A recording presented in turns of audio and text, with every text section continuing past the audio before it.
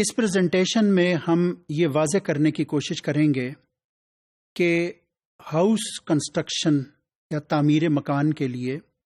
اسلامی bank diminishing مشارکہ کو، decreasing partnership کو کس طریقے سے استعمال کرتے ہیں۔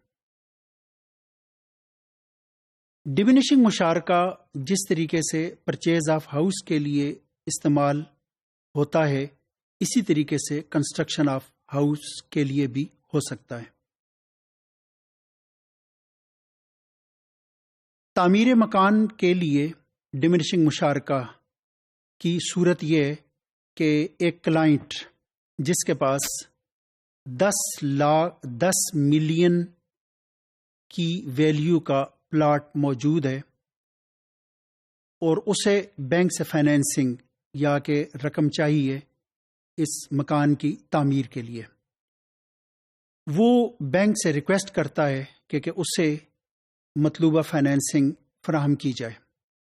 بینک اس سلسلے میں یہ کرتا ہے کہ اس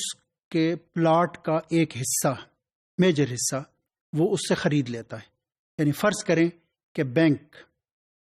8 ملین کا وہ پلاٹ اس سے خرید لیتا ہے اور یہ 8 ملین وہ اسے مختلف انسٹالمنٹس میں یا کہ مختلف ٹرینچز میں اسے دیتا ہے۔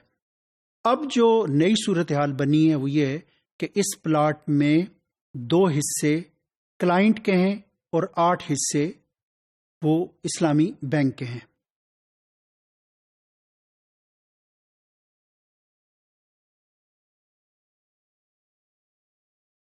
اسلامی بینک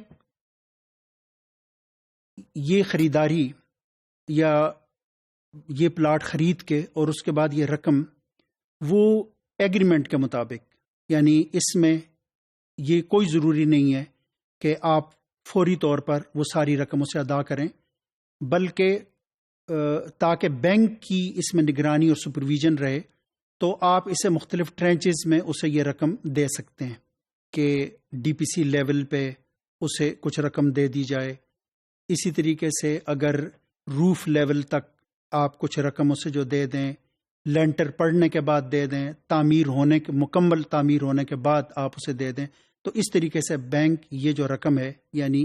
جو 8 ملین کی ہے وہ اسے مختلف ٹرینچز میں یا کہ مختلف انسٹالمنٹس میں اسے ادا کرتا ہے۔ جس وقت وہ مکان تعمیر ہو جاتا ہے، فرض کریں کہ اس کا عرصہ 1 سال ہے، تو اس 1 سال کے بعد بینک اس کو وہ اپنا حصہ اسے لیز کرتا ہے اور اس کا کرایہ اس سے، یعنی جو 8 حصے جو کہ بینک ہیں وہ بینک نے اسے لیز پہ دیے اور اس کا وہ کرایہ اس سے وصول کرتا ہے۔ اسی طریقے سے کلائنٹ بینک کا جو شیئر ہے وہ گریجولی خریدتا ہے، یعنی یہ ہو سکتا ہے کہ وہ ہر ماہ بینک کا حصہ کہ آپ اس حصے کو یعنی 80 ملین کو مختلف یونٹس میں آپ اسے تقسیم کریں، اور یہ جو یونٹس ہیں وہ 3 سال کے اندر، 10 سال کے اندر، 20-30 سال کے اندر بھی ہو سکتا ہے، کیونکہ یہ لانگ ٹرم فائنینسنگ ہے۔ اس سارے عرصے میں آپ گریجولی وہ یونٹس بینک کے خریدیں تاکہ بینک کا جو شیئر ہے اس اونرشپ میں وہ کم ہوتا جائے اور آپ کا جو شیئر اس اونرشپ میں بڑھتا جائے۔